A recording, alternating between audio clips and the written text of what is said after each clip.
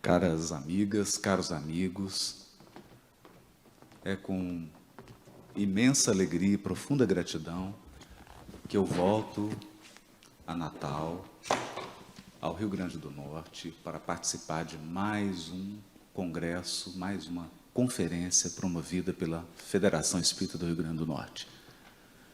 Quero agradecer na pessoa do nosso irmão Valdir Cabral Júnior o convite e, em nome dele, cumprimentar todas as colaboradoras e todos os colaboradores da Federação, incluindo a galeria dos presidentes anteriores, né?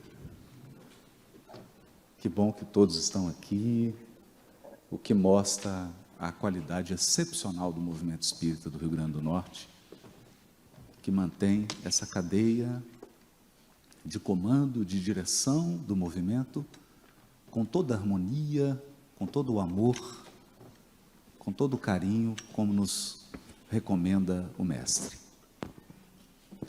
Eu gostaria de pedir a todos que estão presentes que viessem para cá, para esse teatro. Muitas vezes nós levamos o nosso corpo para algum lugar, mas a mente viaja por vários outros. E eu escolhi uma fala e uma reflexão para abrir as reflexões e falas que todas as nossas irmãs e irmãos queridos da exposição trarão durante esse evento. Eu escolhi uma fala profundamente reflexiva, que é, na verdade, uma interpretação dessa passagem do capítulo 6 do Evangelho de João, especialmente o versículo 35, que dá o título à 6ª Conferência Espírita do Rio Grande do Norte. Eu sou o pão da vida. Convidei, e ele aceitou generosamente, meu irmão, amigo, querido Alexandre Siqueira, para que a gente possa tentar entrar nessa manhã no teu coração, no coração das pessoas que nos acompanham pela internet. E para isso a gente precisa que você se recolha. Porque o Evangelho de João é uma catedral. É uma peça arquitetônica. De resto, como são os livros bíblicos. Mas o Evangelho de João, em especial, foi feito numa época em que ele contava com mais de 90 anos de idade. Todos os apóstolos haviam regressado à pátria espiritual. Jerusalém estava destruída, não havia mais o templo na cidade santa. João estava, possivelmente, já exilado em Pátimos ou em Éfeso. A essa altura, Maria já havia também regressado ao mundo espiritual, portanto, ele contempla tudo o que foi e tudo o que será. Tudo o que foi construído e tudo o que o Cristo pretendia construir para a humanidade terrena entregue às suas mãos augustas. Evidentemente, já conectado à espiritualidade superior e com a assistência espiritual do próprio Cristo, suas palavras são medidas. Suas palavras são como blocos de uma grande construção. E o nosso propósito é explorar isso. No capítulo 6 do Evangelho de João, versículo 35, nós vamos encontrar a seguinte fala do Mestre.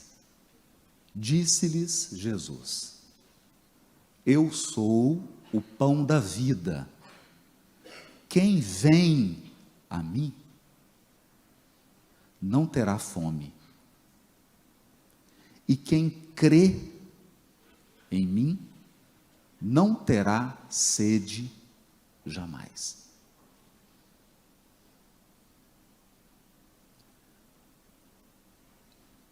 Em todo esse capítulo 6, especialmente nesse trecho, que começa no versículo 22, nós vamos encontrar alguns pares de palavras: pão e água, fome e sede, vida e morte, paralisar, seguir, peregrinar, estacionar, permanecer, atravessar. Não são palavras aleatórias. Vejam como se inicia o versículo 22. No dia seguinte,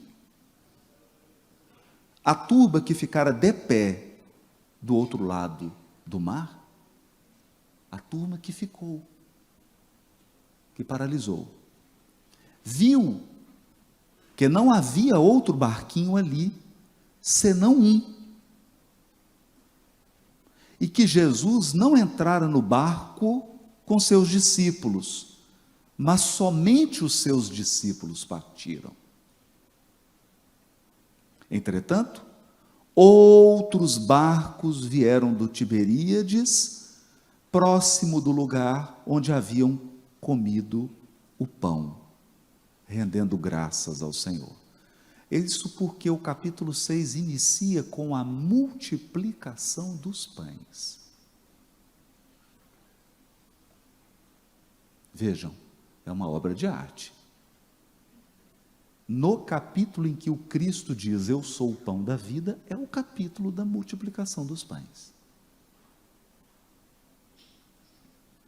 Assim, quando a turba viu que Jesus não estava ali, nem os seus discípulos, eles entraram nos barquinhos e foram para Cafarnaum à procura de Jesus.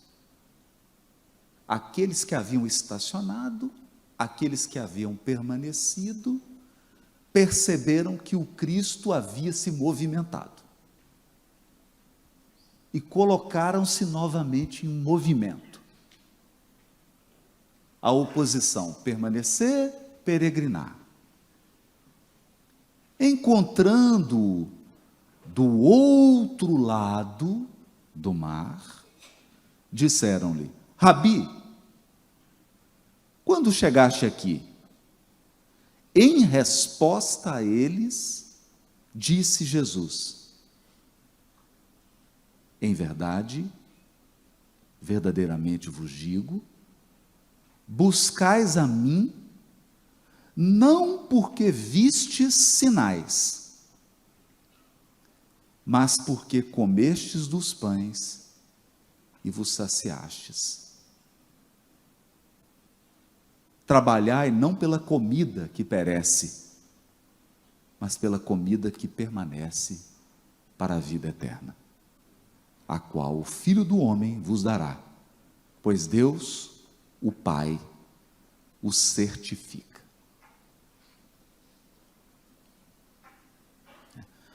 A pergunta que foi respondida: quando ele chegou? Ele foi na essência da questão. Viestes porque comeste dos pães. Que pães? Da multiplicação dos pães. Então aqui surge novamente aquelas palavras opostas. Um pão que sacia a fome corporal, ao lado de um pão que sacia a fome do espírito. Uma água que dessedenta a sede corporal. e uma água viva que descedenta a sede do Espírito. Um lado do lago que representa a encarnação. O outro lado do Tiberíades, a outra margem do rio, diria Guimarães Rosa, que representa a vida verdadeira. Um Cristo que nunca se detém. Como diria André Luiz, ajuda e passa. Um Cristo que multiplica pães de um lado do lago, onde impera a vida corporal, mas se desloca imediatamente para as realidades eternas, se oferecendo como o verdadeiro pão da vida.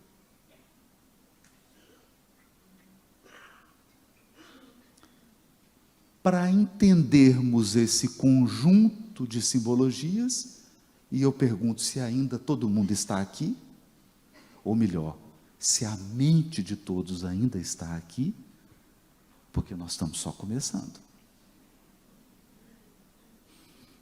Só começando. Allan Kardec chamou de alma o espírito encarnado, aquele que está temporariamente conduzindo um corpo físico de um dos lados do Tiberíades. E chamou de espírito errante aquele que perdeu o corpo. É imortal, porque Deus só cria imortais. Então esse espírito perdeu o corpo, mas não ficará por muito tempo no mundo espiritual, porque ainda necessita encarnar. Esse é o espírito errante. Errante não é aquele que comete erro.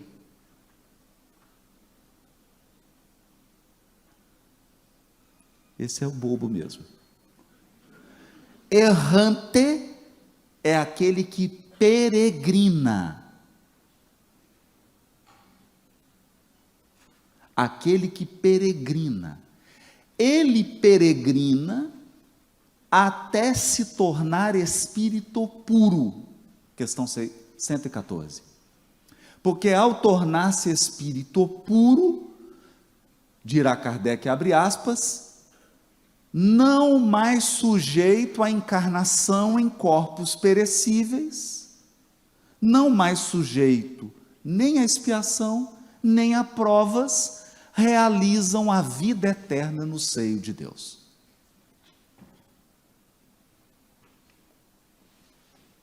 Então, a vida em abundância, a vida eterna, ou se preferirem, nossos irmãos que estão nos assistindo, católicos e evangélicos, se preferirem, a ressurreição é quando você se torna espírito puro, porque deixa de ser errante, deixa de ser peregrino. Então eu digo sempre aos nossos irmãos católicos e evangélicos, a diferença entre nós espíritas e eles é o tempo da ressurreição. É a nossa única discordância. Eles acham que basta uma vida para você ressuscitar, nós espíritas entendemos que são necessárias várias. Muitas existências para você ter a vida eterna dos espíritos puros, não mais sujeitos à encarnação em corpos perecíveis, não mais sujeitos a provas, não mais sujeitos a expiações. É disso que trata a passagem. Para que tudo isso possa assentar um pouco, enquanto eu preparo a próxima rodada, o Alexandre vai fazer um interlúdio de uns 30 segundos, 40 segundos.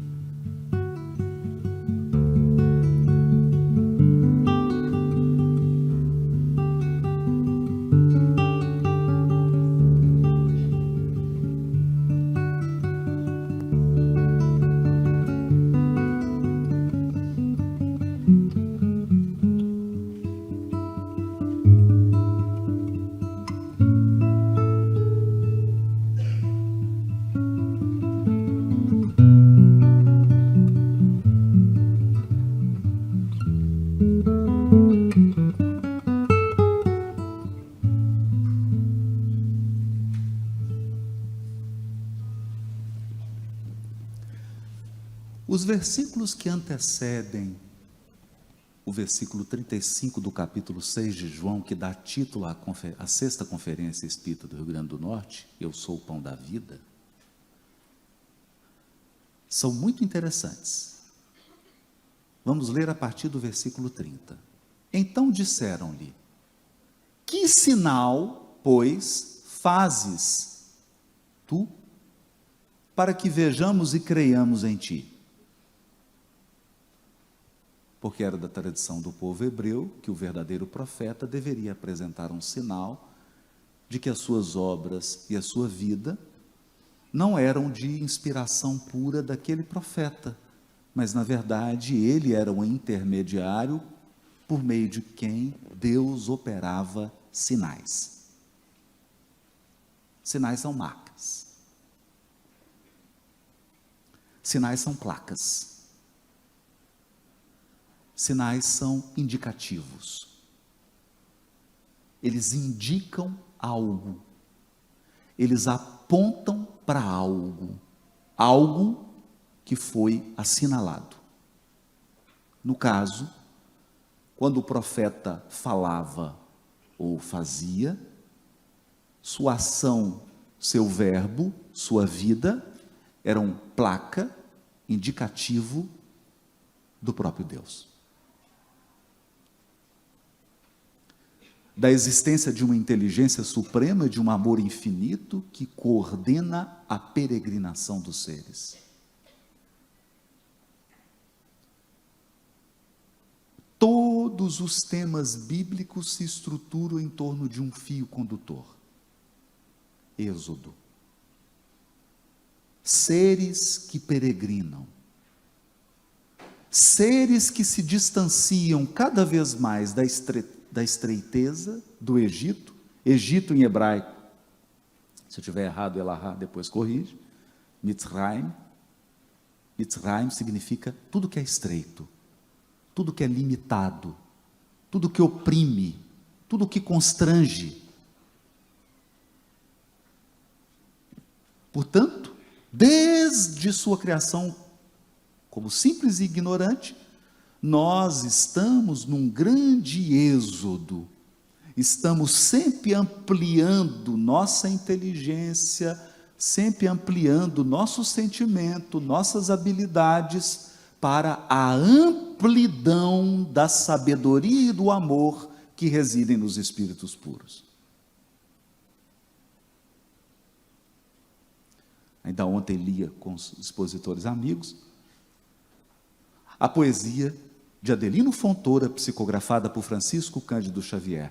Guardei por muito tempo a expressão dos gorilas, pondo mais fé nas mãos e mais luz nas pupilas, a lutar e a chorar para então compreendê-las.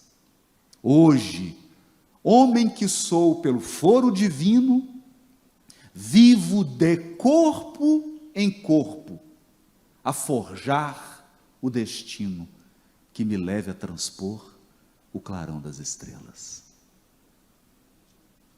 Sempre saindo de uma estreiteza para uma amplidão. Sempre saindo de uma limitação para algo mais amplo. Essa é a jornada do nosso sentimento e da nossa inteligência. Estamos sempre saindo de um amor mais restrito para um amor mais universal. De um amor mais apegado para um amor incondicional. De um amor adoecido para um amor puro. De uma inteligência que pratica o mal para uma inteligência bondosa. De uma inteligência que produz vaidade e orgulho para uma inteligência que concretiza e sustenta a humildade. Sempre da estreiteza para a amplidão. A terra prometida é uma grande parábola.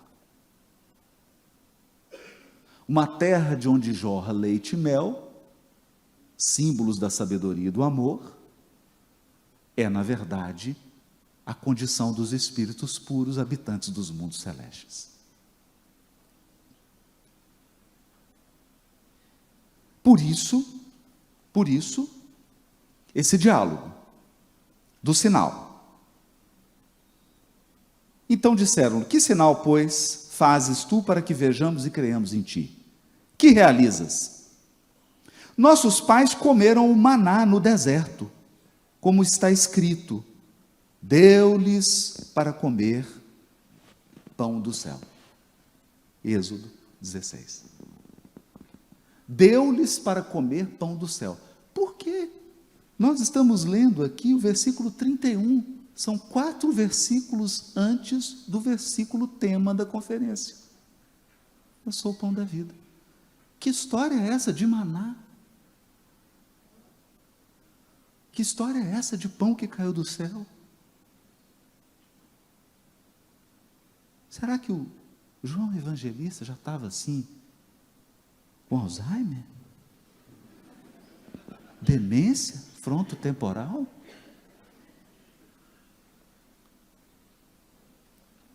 Então disse-lhe Jesus: em verdade vos digo, Moisés não vos deu o pão do céu, mas meu Pai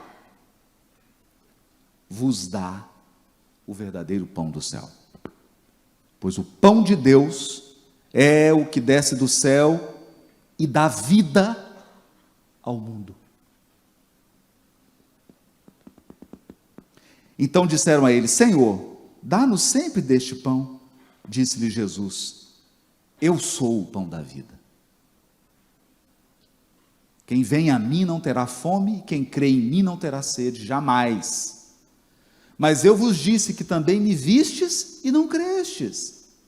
Tudo que o Pai me dá, virá a mim. E o que vem a mim, não lançarei fora. Porque desci do céu não para fazer a minha vontade, mas a vontade de quem me enviou. E a vontade de quem me enviou é esta: que tudo o que ele me deu não pereça, mas ressuscite no último dia. Perceberam? Nenhum de nós aqui vai se perder nessa peregrinação. Todos nós vamos atingir a condição de espíritos puros, habitantes de mundos celestes. Daí o tema da peregrinação e daí o tema do maná. E surge aqui o tema da ressurreição. Então, está todo mundo aqui ainda?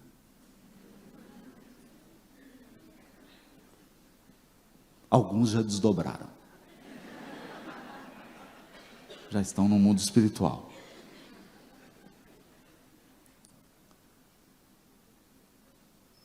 O Alexandre vai mais 30 segundos e nós vamos começar a conectar. Mas antes dele começar, Os livros bíblicos, especialmente o Evangelho de João, são como bolo feito em camadas. Você coloca uma primeira camada, põe um recheio, depois você põe uma outra camada de bolo, vem um outro recheio, você põe uma outra camada, e aí você coloca a cobertura.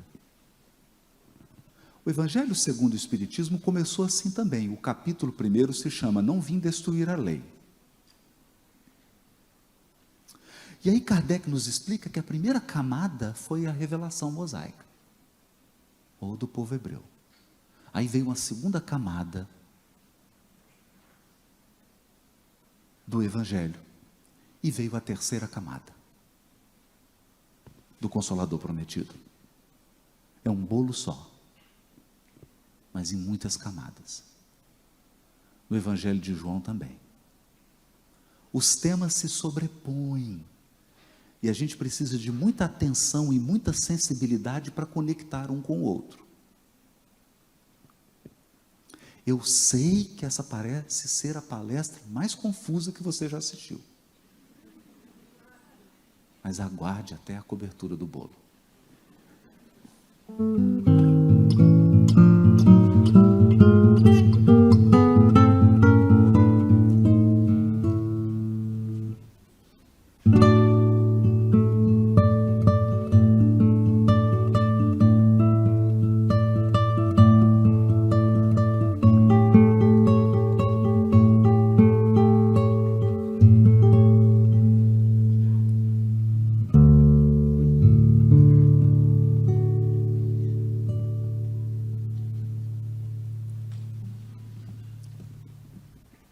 Antes da fala de Jesus, no versículo 35, eu sou o pão da vida, ele é indagado pelos fariseus qual sinal ele produz.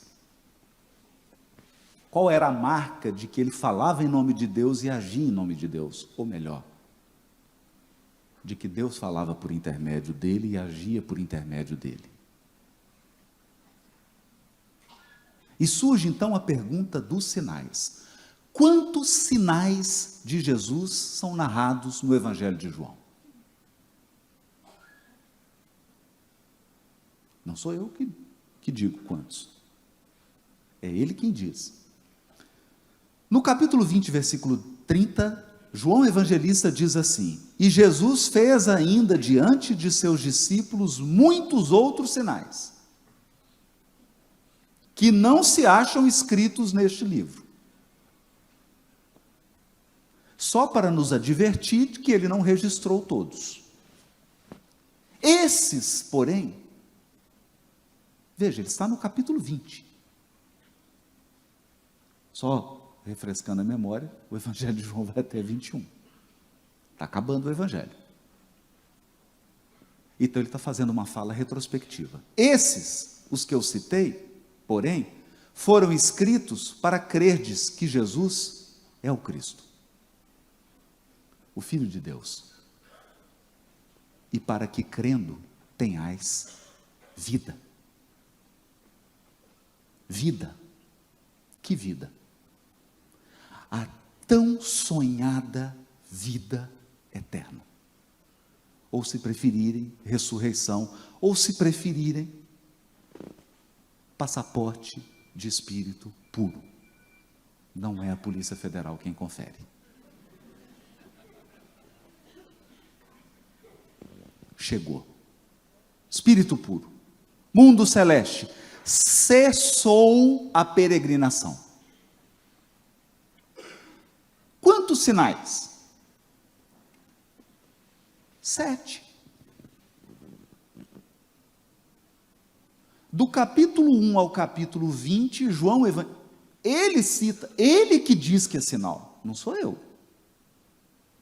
Eu simplesmente li e fui buscando onde ele fala que é sinal. E esse é um sinal. E esse é um sinal. E esse é um sinal. Aí, só fiz a conta. Com a ajuda da calculadora, deu 7. Primeiro sinal, João 3, as bodas de Caná. A festa de casamento. Porque casamento na Bíblia hebraica é símbolo da comunhão da criatura com o Criador. Ou, casamento na Bíblia hebraica é símbolo da redenção da humanidade terrena. O cântico dos cânticos, a grande festa das bodas, que você deve ir vestido com a túnica nupcial, que é a veste dos espíritos puros. É uma metáfora. O primeiro sinal são as bodas de Caná. E como esses sinais começam como uma composição musical, o Alexandre estava explicando que o Bach fazia isso, ele começava com um tema, um motivo, e terminava com o mesmo. O final é o mesmo, espelhado. Em João também. O primeiro sinal, as bodas de Caná. Qual que é o último, o sétimo? A ressurreição de Jesus. Ele começa dizendo que o objetivo do Evangelho é a comunhão da criatura com o Criador. E o símbolo da comunhão da criatura com o Criador é as bodas, uma festa de casamento. O cântico dos cânticos. Ou quântico dos quânticos. E o espelho disso, a ressurreição de Jesus, que é mais do que a prova da imortalidade. A ressurreição de Jesus é mais do que a prova da imortalidade. Ela é o caminho aberto para a nossa redenção espiritual. Ela é o caminho que nos levará à pureza de espírito. No dia da sua ressurreição, haverá uma festa.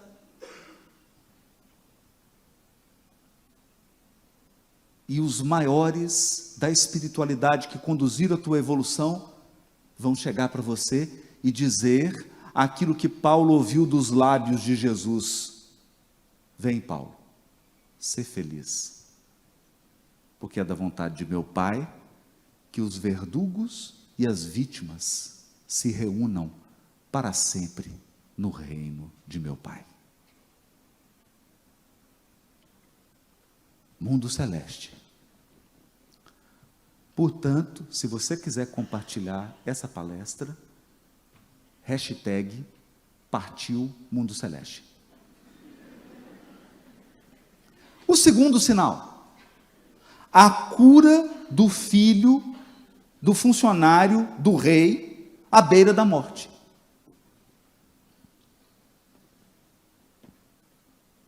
Olha isso.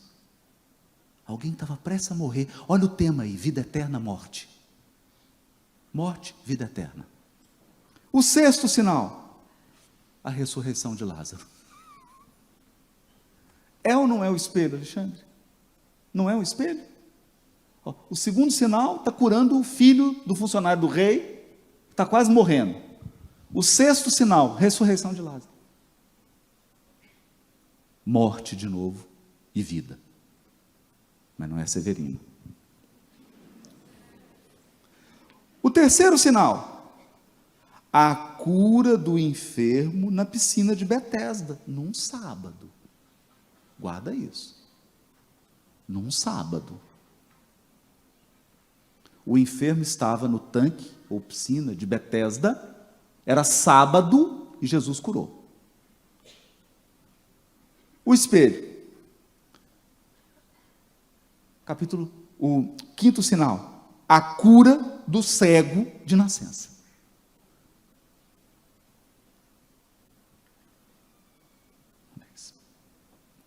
E o meio? E o meio? Porque, gente, na época de João, não tinha livraria da Federação Espírita do Rio Grande do Norte. Ainda. Estava projetada, mas não estava executada. Não tinha livro, era um rolo. Era um rolo. E no rolo, você abre o rolo, não é? Você pega o rolo e abre. Você enrola, que fica uma parte em cima, uma parte embaixo, igual. Então, quando você abre o rolo, o que você enxerga primeiro do livro? O meio do livro. Todo mundo entendeu? Você abre no meio. À medida que eu vou abrindo, eu vou tendo acesso ao restante. Então, quando eu abro no meio. O meio era muito importante. Qual sinal João colocou no meio do evangelho dele? Se você tivesse o rolo aqui agora e abrisse, qual é o primeiro sinal que você veria? A multiplicação dos pães.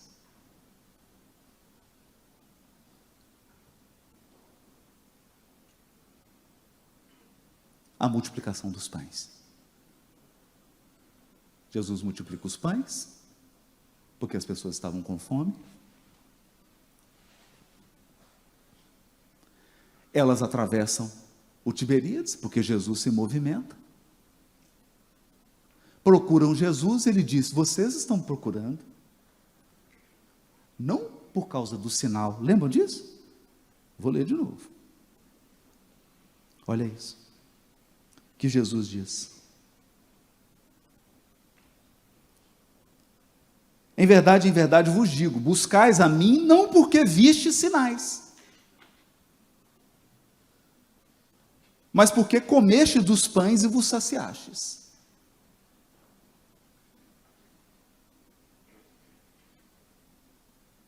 Vocês não estão aqui por causa do sinal, porque a multiplicação dos pães foi um sinal, e como eu disse, o sinal assinala algo, o sinal é uma placa que aponta para algo. Que era esse algo? O Cristo. Eles não estavam ali por causa do Cristo, estavam ali por causa do pão. E hoje isso se repete. A gente vem à igreja, ao templo, à casa espírita, por causa da necessidade, da fome, da sede, da dor, da prova e da expiação. No entanto, fome acaba. Aliás, um tema filosófico. Toda vez que, depois do almoço, eu perco a fome. Depois da janta, você perde a fome. Depois de beber água, você perde a sede. Mas ela volta. Depois de um corpo, você toma outro. Vivo de corpo em corpo, a forjar o destino. Então nós nascemos e morremos. E renascemos. E progredimos sempre. Tal é a lei. É da natureza do peregrino. O peregrino nunca está no mesmo lugar. Sua vida era de um jeito quando você tinha 15 anos. Hoje que eu estou com 18. É outra. Você nunca está no mesmo lugar. O lugar que você está hoje não é o lugar que você estava 10 anos atrás. Porque você é peregrino. Mas uma coisa é certa, na vida de um peregrino: se ele muda de lugar o dia inteiro, porque ele sempre dorme num lugar diferente, ele sempre come do pão e bebe da água. Porque a fome e a sede sempre voltam.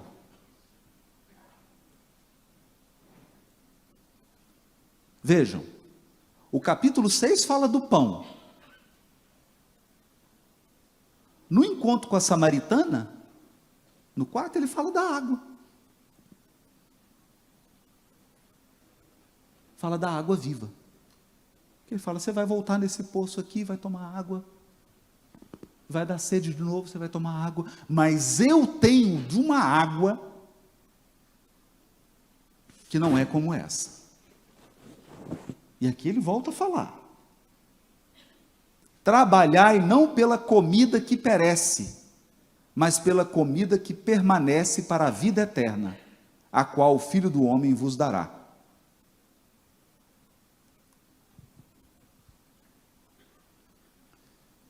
Mais 30 segundos para sentar tudo, e agora a gente começa a reunir todas essas sementes que nós espalhamos.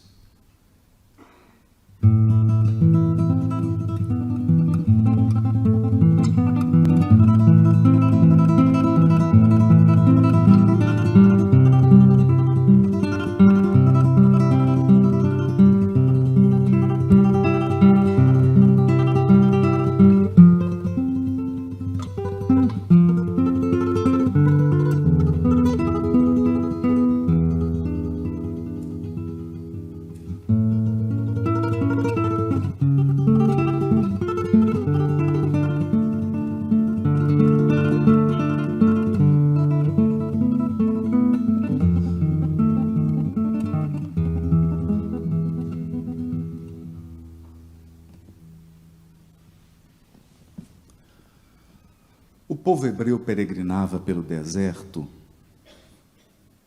e teve fome.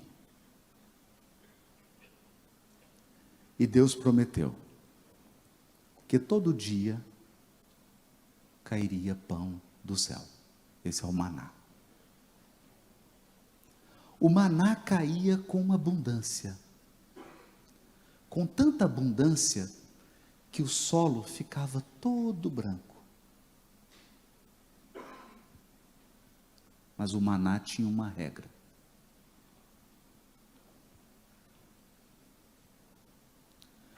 Você só podia pegar do maná o que necessitava. Se você tomasse mais do que necessitava, tu, tua esposa, teus filhos, era familiar.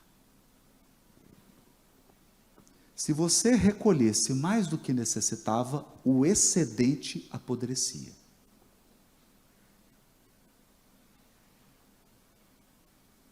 Esse é o pão nosso de cada dia. Só podia recolher o do dia, não o de amanhã. Não andeis ansiosos pelo que haveis de comer, pelo que haveis de vestir. Basta cada dia o seu mal. O pão nosso de cada dia é o maná. Só tinha uma exceção. Um dia dos 7 era consagrado a Deus. Era divino. Era o dia do Espírito. Era o dia, quer dizer, de 7 dias, olha como que Deus é generoso. 6 dias você vai ficar preocupado com o café da manhã, com o almoço, com arrumar a casa, com lavar roupa, com ganhar dinheiro, em aplicar, e tudo. Um dia da semana, você deveria reservar para pensar no seu velório. Sim, no seu velório. Alguém com medo de desencarnar aqui, gente? Ah, pelo amor de Deus, olha. Já desencarnou tantas vezes. Dia do seu velório, você está lá no caixão, cheio de flor. Você olhando. Nesse dia, você não vai ficar pensando, o que eu vou tomar de café? O que eu vou almoçar? Perceberam? Nossa, não passaram nem um batonzinho em mim. Para que isso? Vai apodrecer. Corpo. Todas as preocupações da vida corporal vão perder o sentido. Todas. Vou ficar aqui na linha, que eu estou saindo. Todas. Então, nesse dia, que é o sábado, o Shabat, é o dia para você pensar nos interesses do espírito imortal. O que você fará depois do velório? Velou, enterrou, tampou o túmulo. Qual que é a sua programação?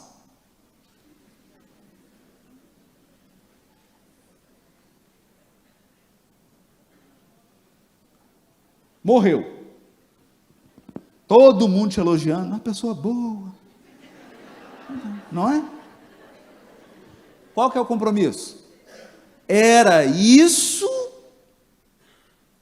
que estava determinado para o Shabat. No Shabat, você reservava para pensar nos interesses do Espírito. Por isso você lia, orava, meditava, se recolhia. Então, o maná, na sexta-feira, você podia recolher. Era a única exceção. Você recolhia o da sexta e o do sábado. E podia guardar ele bonitinho, que não apodrecia. O maná do Shabat não perecia. Eu estou dando uma pista para vocês. Porque isso aqui já foi Jesus colocando assim uma pista, falando assim, será que eles vão perceber que o maná do dia 7º não apodrece?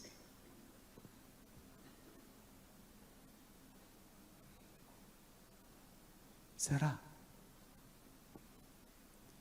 Será que eles vão perceber que esse negócio de, por exemplo, desde ontem eu não almoço.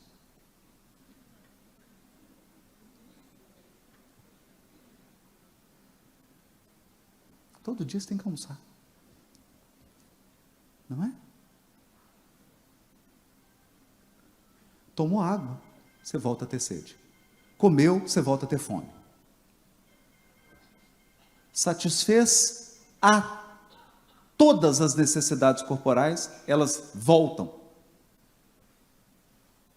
Elas voltam, porque elas são maná da semana, segunda a sexta. É treino. O maná do dia da semana é treino. É treino para um pão que você vai comer, que é eterno. Então aqui, você tem assim, gente, a felicidade é deste mundo, mas ela é maná. É só do dia. Então, se hoje você tomou um café da manhã bom, já acabou sua cota de felicidade. Espera aí alguma mensagem no WhatsApp, algum telefonema, alguma coisa. Como diz Emmanuel, superado um problema, espere outro. Porque felicidade neste mundo é maná. É um pouquinho todo dia. É o pão nosso de cada dia. O resto é prova, expiação, desafio, luta, a lutar e a chorar para então compreendê-las. Hoje, homem que sou pelo foro divino, vivo de corpo em corpo a forjar o destino. Você está forjando o destino, seu destino não está pronto ainda. O dia que teu destino estiver pronto, você vai receber um passaporte maravilhoso. Dizem, eu não vi, mas dizem que é bonito demais. Chama Passaporte do Espírito Puro, habitante de mundo celeste. Eu saí de Belo Horizonte ontem, Minas Gerais, vim para Natal, Rio Grande do Norte. Quando eu for Espírito Puro, eu vou sair de uma galáxia e vou para outra.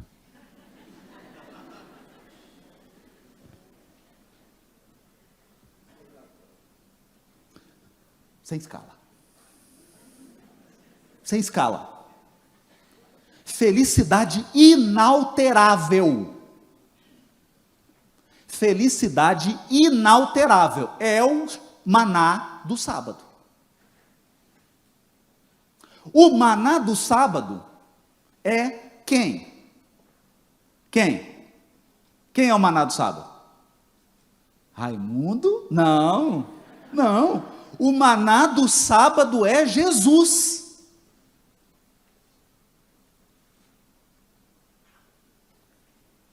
Nossa, por que ele é o maná do sábado? Porque ele é o modelo do Espírito puro.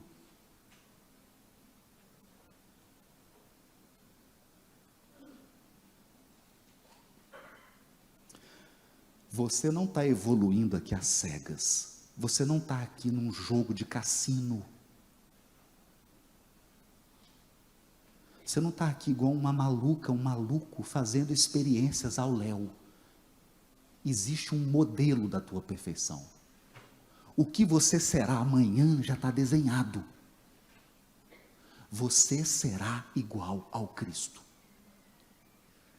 Põe isso na tua cabeça. Coloca isso na tua cabeça.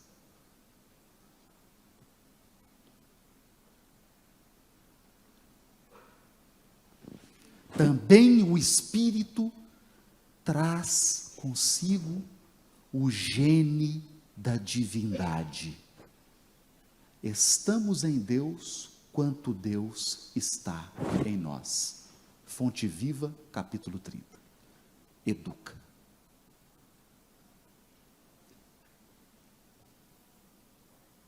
Também o Espírito traz o gene da divindade. Acontece que você é um anjo filhote. Depenado, asa curta, perna bamba,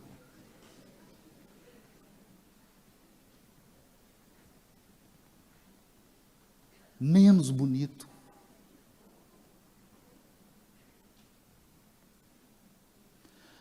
mas a essência divina, os atributos da divindade estão em ti.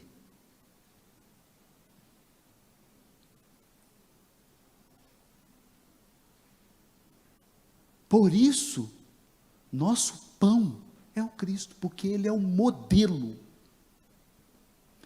Ele é o modelo do que eu tenho que fazer em mim. Seguir ao Cristo não é ficar se carregando o crucifixo, andando com ele para cima e para baixo. Não é andar com o crucifixo pendurado no pescoço. Seguir ao Cristo é fazer de ti o que Ele é. Nem todo aquele que me disser, Senhor, Senhor, Senhor, entrará no reino dos céus. Fazer de ti o que Ele é. Mas como a peregrinação é longa, como a jornada é longa, nós temos um guia. Além de modelo, ele é guia. Porque é fácil se perder nessa jornada. Leia o texto de Allan Kardec. O caminho da vida. Você está no mundo espiritual, é uma estrada. 6 pistas que vão, 6 que voltam. Tudo iluminado. Você encarnou e entrou na floresta. Só que à medida que você vai voltando, entrando na floresta, você começa a ficar Indiana Jones. Daqui a pouco você está com uma faquinha aqui, água. Não, na última encarnação, deixei a água, agora eu já ando com a aguinha aqui. Esse caminho aqui eu não passo, da outra vez eu afundei aqui, agora não vou mais.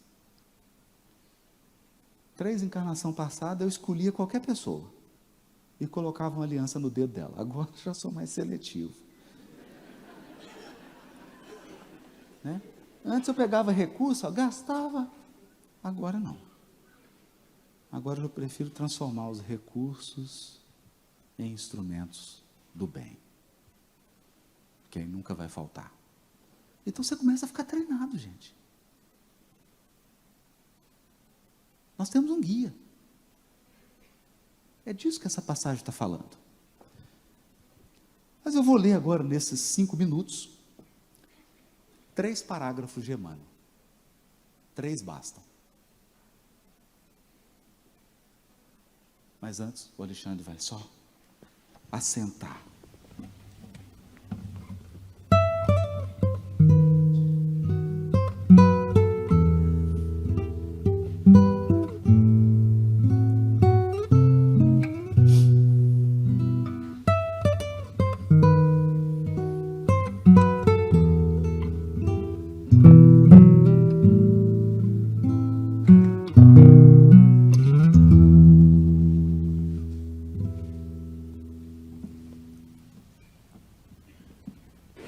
Emmanuel, Caminho, Verdade e Vida, capítulo 11. Conforto espiritual não é como o pão do mundo, que passa mecanicamente de mão em mão para saciar a fome do corpo, mas sim como o sol, que é o mesmo para todos, penetrando, porém, somente nos lugares onde não se haja feito um reduto fechado para as sombras.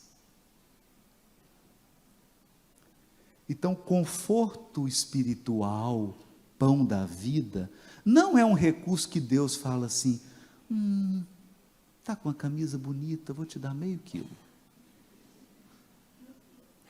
Está com a barba charmosa, branquinha, vou te dar 1 quilo. Não. Esse pão não é um pão divisível, dado em quantidades.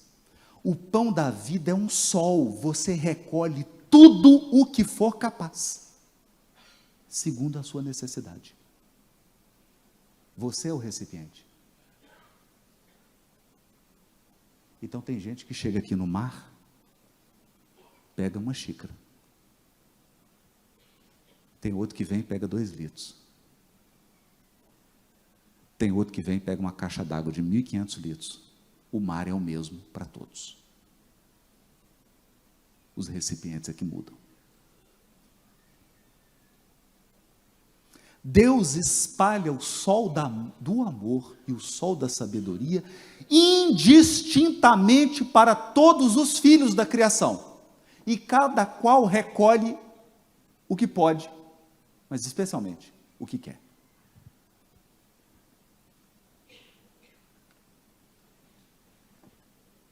Você só recolhe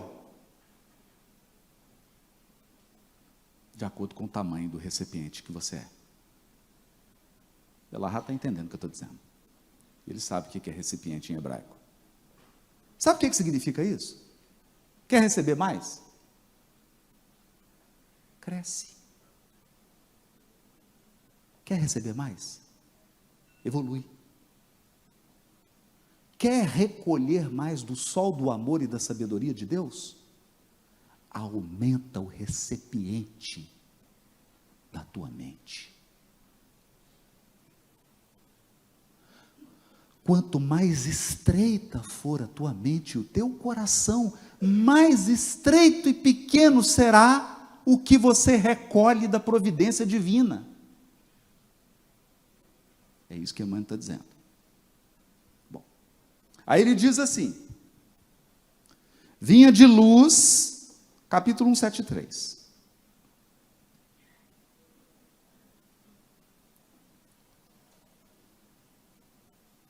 Toda a mensagem se chama O Pão Divino.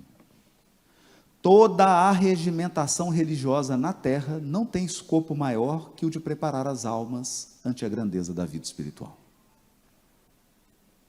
O que você está fazendo aqui no Congresso? No Rio Grande do Norte? Preparando a tua alma ante a grandeza da vida espiritual. O que você está fazendo assistindo live espírita? Preparando a tua alma ante a grandeza da vida espiritual. O que você está fazendo lendo a codificação? Preparando a tua alma ante a grandeza da vida espiritual. Templos de pedra arruinam-se, princípios dogmáticos desaparecem, cultos externos modificam, revelações ampliam-se, sacerdotes passam. Por quê? Porque eles são pão, água corporal. Almoçou ontem, tem que almoçar de novo. Ontem você era sacerdote no Egito, hoje você é expositor espírita. Não no meu caso. Eu era sacerdote em outro lugar. Dos ruins. O espiritismo evangélico, olha isso, vou ler um antes. Todos os serviços da fé viva representam de algum modo aquele pão que Moisés dispensou aos hebreus. O maná. Alimento valioso, sem dúvida, mas que sustentava o corpo apenas por um dia, e cuja finalidade primordial era de manter a sublime oportunidade da alma em busca do verdadeiro pão do céu. É meio, não era a finalidade. O espiritismo evangélico, nos dias que correm, é abençoado celeiro desse pão, Em suas linhas de trabalho, há mais certeza e esperança, mais entendimento e alegria. Esteja, porém, cada companheiro convencido de que o esforço pessoal no pão divino para a renovação, purificação e engrandecimento da alma há de ser o culto dominante no aprendiz. O esforço. Ou seja, você tem que ampliar o recipiente.